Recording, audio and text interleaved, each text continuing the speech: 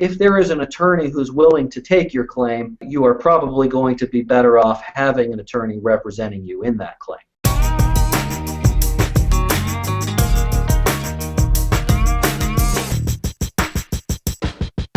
Normally, there is no charge to reaching out and talking to a personal injury or a wrongful death attorney. And so I think it's highly advisable if a person has a claim or they think that they might have a claim, they should reach out and make a phone call to an attorney. They're going to get some feedback from the attorney that's not going to cost them anything, that's going to probably really steer them in the right direction. And it may be that they don't have a claim that the attorney is interested in handling, but even in that case, I've been on hundreds, if not thousands, of those kinds of phone calls, and I try to, even if it's a case that I know that I'm not going to take, I try to point the person in the right direction. I can't give them legal advice if I'm not their attorney, but still, I want to make them aware of what some of the options are out there. And so it's a good idea to call an attorney. You're usually going to get some free advice on that initial phone call. Do you need an attorney? You may not. The issues that are involved may be very small. There may be a very small amount of money that's at stake, and so you don't need an attorney for that. Or they may be very simple, and so you don't need an attorney for that reason. I would hasten to add that sometimes issues aren't as simple as they at first appear, and sometimes the value of a case is not immediately apparent. I've had a number of cases where